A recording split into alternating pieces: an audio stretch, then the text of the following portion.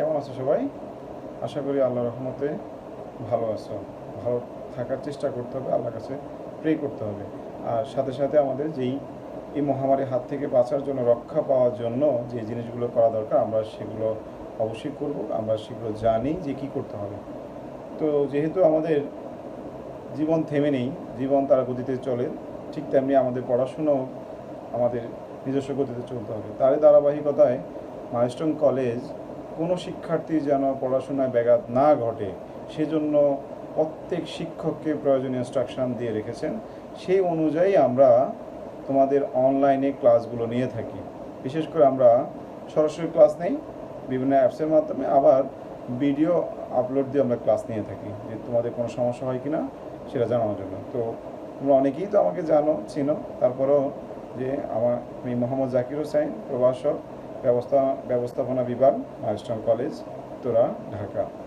তো আমি আজকে যেই জিনিসগুলো নিয়ে আলোচনা করব বা যেই বিষয়টি পড়াবো সেটি হচ্ছে নিয়ন্ত্রণ। আমাদের ব্যবস্থাপনা দ্বিতীয় পত্রের সর্বশেষ অধ্যায় নিয়ন্ত্রণ। তোমরা অনেকেই জানো নিয়ন্ত্রণ, কারণ যেহেতু সর্বপ্রথম চ্যাপ্টার ব্যবস্থাপনা ধারণা, সেখানেই যে ব্যবস্থাপনার মৌলিক যে 7টি কাজ আছে সেই কাজের সর্বশেষ কাজটি ছিল নিয়ন্ত্রণ। সেখানে আমরা আলোচনা করেছিলাম, তোমরা জানো। আমি জানি না এতদিনে ভুলে গেছো কিনা। তো আমরা শুরুতে যেটা জানবো নিয়ন্ত্রণের ধারণা বা নিয়ন্ত্রণের প্রকৃতি। নিয়ন্ত্রণটা কি? পরিকল্পনা অনুযায়ী কাজ হচ্ছে কিনা, পরিকল্পনা অনুযায়ী কাজ হচ্ছে কিনা তা তদারকি করা, মানে খোঁজ খবর নেওয়া। পরিকল্পনা অনুযায়ী কাজ হচ্ছে কিনা তা তদারকি করা এবং ভুল ত্রুটি নির্ণয় করে তার সংশোধনমূলক ব্যবস্থা গ্রহণ করাকে বলা হয় নিয়ন্ত্রণ। খেয়াল করো, আমি আবার এক্সপ্লেন করছি, সেন্টেন্সটাকে বড় হয়ে গেল। যে ব্যবস্থা যে সর্বপ্রথম কাজ প্ল্যান, ওই প্ল্যান অনুযায়ী কাজগুলো হচ্ছে কিনা তা দেখা, তদারকি করা, খোঁজ খবর নেওয়া। যদি না হয় তাহলে কি করতে হবে? ভুল ত্রুটি থাকতে পারে, সেগুলো আইডেন্টিফাই করতে হবে, নির্ণয় করতে হবে এবং তার সংশোধনমূলক ব্যবস্থা গ্রহণ করতে হবে। মাথা ব্যথা মাথা কেটে ফেলবো, মাথা ব্যথা ভালো হয়ে যাবে? হাতে ব্যথা হাত কেটে ফেলবো না, সংশোধনমূলক ব্যবস্থা গ্রহণ করতে হবে। কী দিলে ভালো হবে সেটা করতে হবে। ঠিক তেমনি প্ল্যান অনুযায়ী আমি লক্ষ্যে পৌঁছাতে হলে যে প্ল্যান যেভাবে কাজ করবে, কাজ হবে, এই বিশ্বাস থাকতে পারে, কিন্তু সব সময় একইভাবে কাজ হবে তা ঠিক না। তোমাদের চিন্তা করে দেখো, তোমাদের ক্লাসে আমরা যেভাবে পড়াতে পারতাম, যেভাবে খোঁজখবর নিতে পারতাম, যেভাবে পড়া ধরতে পারতাম, এখন সেটা পারি না। তার মানে কি? তার মানে এতটুকু ক্লিয়ার যে যদি আমরা যেই জিনিসগুলো, অর্থাৎ আমি কি করতেছি সেটা যদি কেউ একজন আমার উপরে কি না করে, নজর না রাখে, তাহলে আমি ভুল করতে পারি। ঠিক ব্যবস্থাপনার ক্ষেত্রে একই অবস্থা, যে পরিকল্পনা অনুযায়ী কাজ হচ্ছে কিনা তা তদারকি করা এবং ভুল ত্রুটি নির্ণয় করে তার সংশোধনমূলক ব্যবস্থা গ্রহণ করাকে বলা হয় নিয়ন্ত্রণ। ক্লিয়ার? ওকে। এরপর আমরা যে বিষয়টি নিয়ে আলোচনা করব সেটা হচ্ছে নিয়ন্ত্রণের বৈশিষ্ট্য, বা যে আমরা যেভাবে নিয়ন্ত্রণকে আইডেন্টিফাই করতে পারবো যে এইটা ব্যবস্থাপনার সর্বশেষ কাজ বা এটাই নিয়ন্ত্রণ। কীভাবে? কাজটা 7টা তোমরা জানোই। এখন এক্সামে তো ডিরেক্টলি বলে দিবে না যে নিয়ন্ত্রণ বলে দিবে না, তোমাকে আইডেন্টিফাই করতে হবে। তো আইডেন্টিফাই করার আগে আমাকে জানতে হবে নিয়ন্ত্রণকে আমি কীভাবে আইডেন্টিফাই করব। তাহলে নিয়ন্ত্রণের বৈশিষ্ট্যগুলো যদি আমি জানি, তাহলে অবশ্যই আমরা কী করতে পারবো? নিয়ন্ত্রণকে জানতে পারবো, নিয়ন্ত্রণকে চিনতে পারবো। তো নিয়ন্ত্রণ প্রথম যে বৈশিষ্ট্য সেটা হচ্ছে সর্বশেষ ধাপ। সর্বশেষ ধাপ কার সর্বশেষ ধাপ? ব্যবস্থাপনা কাজের সর্বশেষ ধাপ।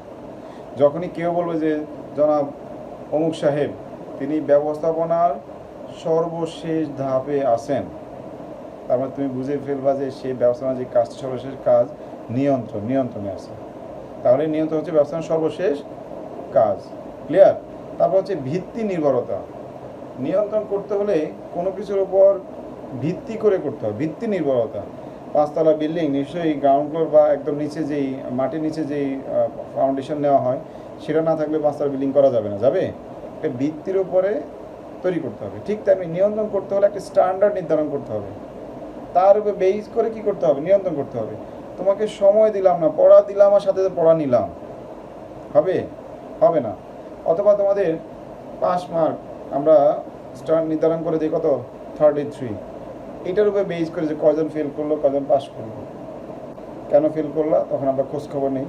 তারপরে আমরা সংশোধনমূলক ব্যবস্থা গ্রহণ করি যে ভালো করে বাসায় পড়তে হবে, যে জিনিসটা বুঝো না সেটা আবার বুঝিয়ে দেওয়া হয়, তাহলে নেক্সট টাইম তুমি পাস করো, মানে সংশোধনমূলক ব্যবস্থা গ্রহণ করা হয়। তাহলে ভিত্তি ছাড়া নিয়ন্ত্রণ করা সম্ভব না। নিয়ন্ত্রণ হতে হলে অবশ্যই ভিত্তি থাকতে হবে। তারপরে কালান্তিক কাজ।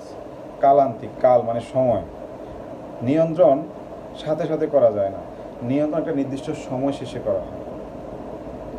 কী করা হয়? একটা নির্দিষ্ট সময় শেষে। এটা দিন শেষে হতে পারে, সপ্তাহ শেষে হতে পারে, মাসের শেষে হতে পারে, বছরের শেষে হতে পারে। যদি ডেইলি বেস কাজ করে যারা, তাদেরকে যে সকালে তাদেরকে বলা হবে আজকে দিনের মধ্যে আপনাকে এই কাজটা করতে হবে, ঠিক বিকেল যে যখন টাইম দেওয়া হবে, ফিনিশিং টাইম দেওয়া হবে, ওই টাইমে গিয়ে যিনি তদারকি করবেন তিনি দেখবেন যে কাজ ঠিকমতো হয়েছে কিনা, ক্যালকুলেট করে দেখবেন। তারপর না হলে তা বলবেন যে আপনার এই কাজ, এই সমস্যা ছিল, এটা হয়নি কেন, তিনি সংশোধনমূলক ব্যবস্থা গ্রহণ করবেন। আবার এক সপ্তাহ হতে পারে, এক মাস হতে পারে, 3 মাস হতে পারে, 6 মাস হতে পারে, 1 বছর হতে পারে। তার মানে নিয়ন্ত্রণ হচ্ছে কালান্তিক কাজ। আমরা তোমাদের প্রতিদিন এক্সাম নেই না, একটা নির্দিষ্ট সময় শেষে এক্সাম নেই। তার মানে নিয়ন্ত্রণ হচ্ছে একটা কালান্তিক কাজ। অবিরাম প্রক্রিয়া, 4th নম্বর পয়েন্ট, যে অবিরাম প্রক্রিয়া। অবিরাম প্রক্রিয়া মানে কি? এখন শুরু হয়ে একটু পর শেষ হয়ে যাবে না, এটা কন্টিনিউয়াস চলতেই থাকবে। নিয়ন্ত্রণের কাজ, একদিন পড়া ধরলাম, যদি আর 1 সপ্তাহ পড়া না ধরে তুমি পড়া শিখে আসবে না। কি হাসতেছো না? ব্যাপারটা সেরকমই, যে একটা প্রতিষ্ঠানের নিয়ন্ত্রণের কাজ, তদারকি কাজগুলো সবসময় করতে হবে। তুমি চিন্তা করে দেখো, একটা জিনিস খেয়াল করে দেখবে, আমি জানি না এটা কারো এগেস্টে যায় কি না। ব্যাপারটা হচ্ছে আমাদের যে বিএসটিআই কর্তৃপক্ষ যে ভেজাল বিরোধী অভিযান চালায়, সেটা রমজান মাসে বেশি হয়। রমজান মাসে বেশি করে, জরিমানা হয়, অনেক কিছু হয়। সারা যদি বছরব্যাপী জিনিসটা করে, তাহলে আমার মনে হয় না ভেজাল পণ্য বাংলাদেশে কেউ তৈরি করবে, বিক্রি করবে। ওই যে দেখো, নিয়ন্ত্রণ অবিরাম প্রক্রিয়া, মানে সবসময় চলতে হবে, না হলে নিয়ন্ত্রণের কাজটি সুষ্ঠুভাবে সম্পূর্ণ হবে না, যেটা আমাদের দেশে তাই হচ্ছে। তাহলে অবিরামভাবে বা কন্টিনিউ কী করতে হবে? নিয়ন্ত্রণের কাজটি চলতেই থাকবে। তারপর হচ্ছে ব্যাপ্তি। একটা প্রতিষ্ঠানে অনেকগুলো বিভাগ, উপবিভাগ থাকে, ব্যক্তি থাকে। এখন একটা ডিপার্টমেন্টকে আমি নিয়ন্ত্রণ করলাম, অন্য বিভাগকে ছেড়ে দিলাম, হবে না। তাহলে নিয়ন্ত্রণের ব্যাপ্তি কোথায় থাকবে? প্রতিষ্ঠানের প্রত্যেকটা জায়গায়, বিভাগ, উপবিভাগ, ব্যক্তি, সর্বোচ্চ পর্যায় থেকে সর্বনিম্ন পর্যায়ে সব জায়গায় নিয়ন্ত্রণটি ছড়িয়ে ছিটিয়ে থাকবে। তারপর হচ্ছে ঊর্ধ্বতন সম্পাদিত কাজ। নিয়ন্ত্রণ কখনো দেখছো যে বাসার সবচেয়ে ছোট যে সে নিয়ন্ত্রণ করে? না, নিয়ন্ত্রণ কারা করে? বড়। তুমি তোমার ছোট ভাইকে কোনো কিছুর জন্য দাও, ব্যয় একটা নিয়ে আয়, 1 গ্লাস পানি দে, এই কর সেই কর, কোনো কিছু থাপ্পড় মেরে বসো, তোমার ছোটো ভাই করো তোমাকে? না। তার মানে বাসা থেকে দেখো, বাবা মা তোমাকে নিয়ন্ত্রণ করো, তুমি বাবাকে নিয়ন্ত্রণ করো না। তাহলে নিয়ন্ত্রণের কাজটি ঊর্ধ্বতন সম্পাদিত কাজ। যখন দেখবা কোনো প্রতিষ্ঠানে কোনো ঊর্ধ্বতন কোনো কিছু তদারকি করেন, তার মানে তিনি পার্ট অফ কন্ট্রোলিং, নিয়ন্ত্রণের একটা অংশ তিনি। তাহলে এটা ঊর্ধ্বতন সম্পাদিত কাজ। এবার হচ্ছে সর্বশেষ পয়েন্ট, সেটা হচ্ছে পরবর্তী পরিকল্পনার ভিত্তি।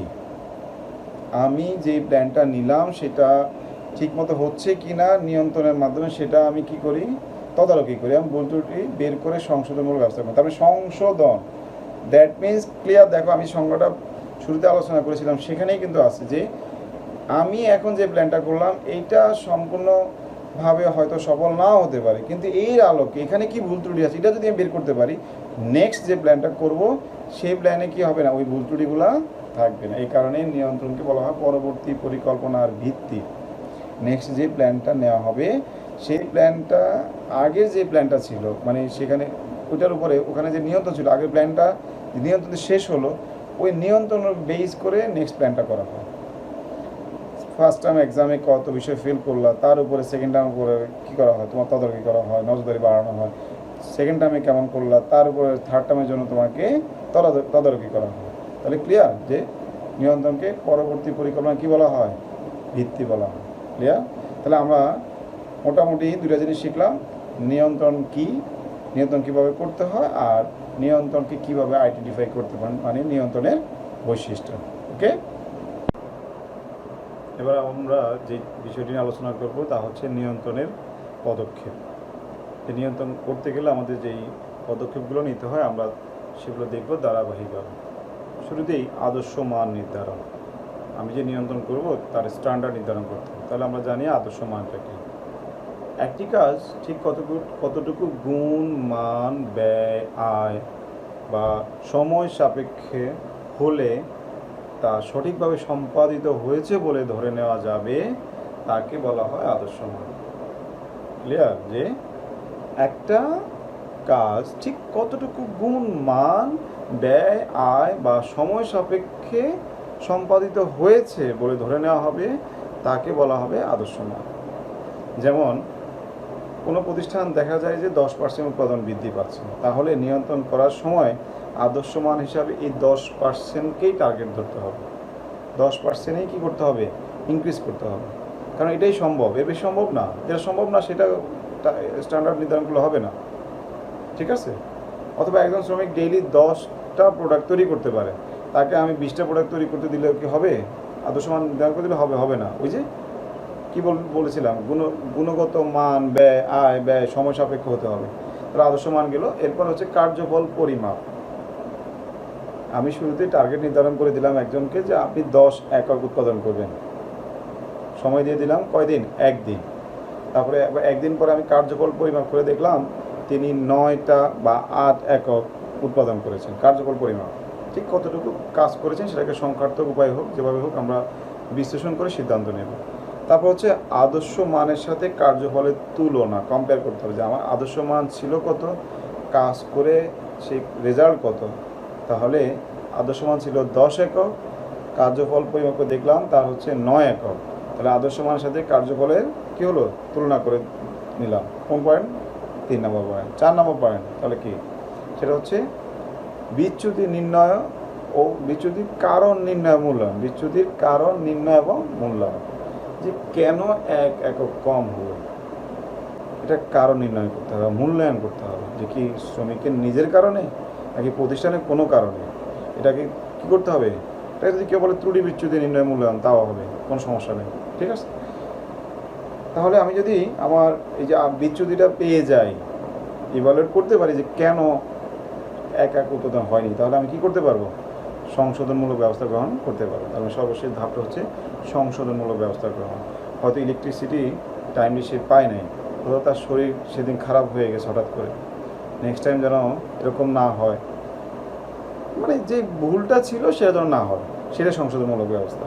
তাহলে আমরা এইভাবে যে সিঁড়িগুলো তোমরা দেখলা, ধাপগুলো দেখলা, আমরা এই 5টি ধাপ অনুসরণ করেই নিয়ন্ত্রণ কাজটি কী করতে পারি? সম্পাদন করতে পারি। তো তোমরা যে কাজ করবে, এই ভিডিও ক্লাসটি দেখে বিষয়গুলো বই থেকে আরও ভালো করে পড়বে। আর ভিডিও ক্লাস থেকে তোমরা যেটা করবে, হোমওয়ার্ক করে পাঠাবে, সেটা হচ্ছে এই যে নিয়ন্ত্রণের পদক্ষেপ যেই 4টা আছে বইতে দেখবা, সিঁড়িগুলো ধাপ আছে, এটা লিখে সংজ্ঞাসহ, সংজ্ঞা বইতে যা আছে তা না, জাস্ট ডেফিনেশন লিখে পাঠাবে। 5টা ডেফিনেশন লিখে পাঠাবে, 4টা ড্র করে সংজ্ঞাটা লিখে পাঠাবে। ওকে, আল্লাহ হাফেজ।